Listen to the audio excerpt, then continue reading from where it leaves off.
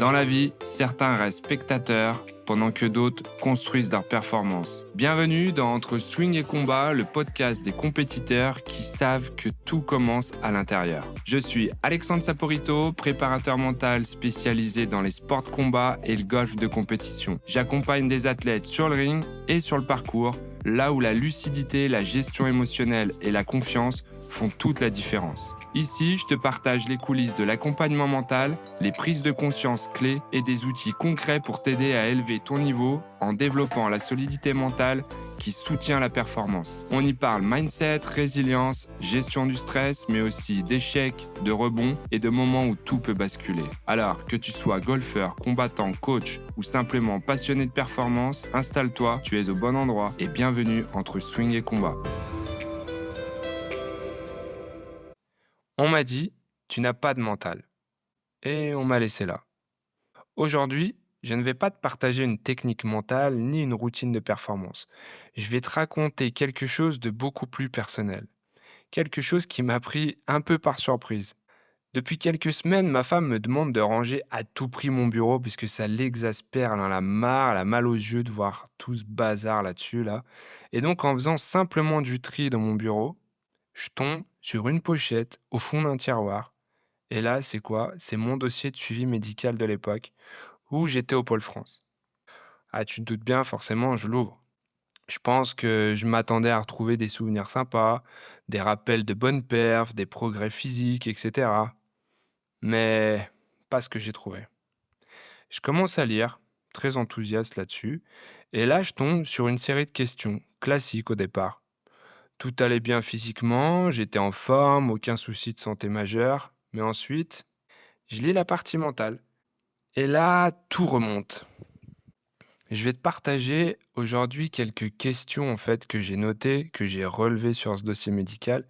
Évidemment, ce sont les questions auxquelles j'ai répondu oui, parce que où j'ai répondu non, bon, je les ai lues et tout, c'est des choses assez classiques, mais ce qui m'intéressait vraiment, c'était savoir qu'est-ce qui n'allait pas en fait. Donc, j'ai relevé que celles sur lesquelles j'ai répondu oui. Je vais te les partager un petit peu aujourd'hui. Et donc, la première, c'était sensation de poids sur la poitrine. Point d'interrogation. Ma réponse était oui. Deuxième question, somnolence dans la journée. Oui. Contre-performance. Oui. Je me sens fatigué. Oui. Bon, je continue, j'arrête de dire oui à chaque fois, hein, mais tu sais que c'est un oui à chaque fois. Nerveux, tendu, inquiet. Toujours la même réponse. Trouble digestif. Moins de plaisir à m'entraîner. Toujours oui. Et là, en fait, la dernière question que j'ai relevée, celle-ci, elle m'a vraiment interpellé.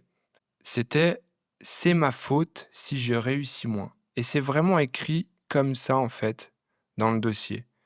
C'est vraiment une question qui m'a été posée par le médecin et auquel j'ai répondu oui. Et puis, à ce moment-là, je continue d'avancer dans le dossier et j'arrive au bilan psychologique. Parce qu'en fin de compte, ces questions-là étaient posées simplement par le médecin du pôle. Et donc, ensuite, tu as une visite avec la psychologue et là encore, c'est noté noir sur blanc. Manque de confiance en l'environnement, comportement excessif, stress, anxiété, répression émotionnelle, inquiétude sur mon niveau de boxe. Je lis ça aujourd'hui avec du recul. Et ce qui me frappe, c'est pas juste ce que j'ai vécu, puisque ça, au final, je sais comment j'ai été il y a 20 ans. C'était quand même il y a 20 ans, hein. Je le sais très bien. C'est juste ce qui m'interpelle, en fait, c'est que personne ne m'a jamais aidé avec ça. Et jusqu'à présent, je m'en étais pas vraiment rendu compte en fin de compte, jusqu'à ce que je lise toutes ces réponses. Et en fait, tu vois, il n'y avait aucun suivi, aucune proposition, aucun outil pour m'aider à mieux gérer tout ça. C'était noté pourtant, diagnostiqué, mais jamais accompagné. Et pourtant, j'étais en détresse mentale et j'étais loin d'être le seul. Je vais te raconter une petite anecdote, mais vraiment improbable. Récemment, j'ai eu une conversation avec une ancienne golfeuse du Pôle France totalement par hasard. Ça fait 20 ans qu'on ne s'est pas vu. On s'est vu juste quand on était ensemble à ce Pôle France-là, donc c'était il y a très longtemps.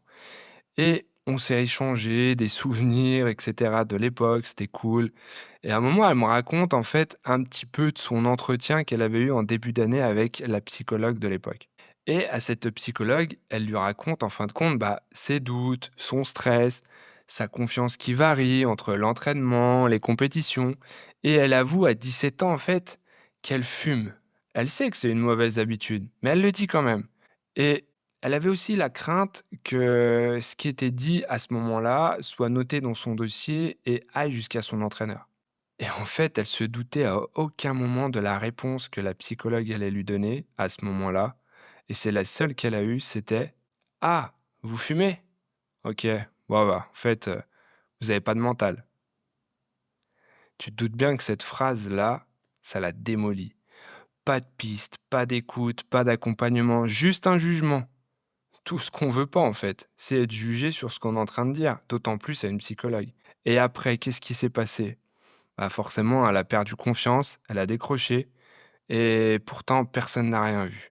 Ce que je vais te dire aujourd'hui, c'est que beaucoup d'athlètes souffrent mentalement, parfois en silence, parfois même sous les yeux des autres. Et pourtant, rien n'est mis en place pour les accompagner en profondeur. Moi, je te parle de ça il y a 20 ans, mais j'accompagne même des athlètes maintenant qui vivent encore ça 20 ans après, et j'ai l'impression que rien ne change la plupart du temps. C'est-à-dire qu'on identifie les failles, mais on ne les répare pas. On note les symptômes, mais on n'écoute pas l'humain. C'est pour ça qu'aujourd'hui, je fais ce podcast pour parler de ce qu'on ne dit pas assez dans le sport, pour renforcer l'athlète de l'intérieur là où la vraie performance commence. Si tu es athlète, si tu es coach, si tu bosses avec des jeunes, écoute cet épisode, partage-le surtout et regarde au-delà des résultats. Pose la question, la vraie question à tes athlètes: comment tu te sens vraiment? Et comme toujours, si tu veux en parler, mes messages sont toujours ouverts.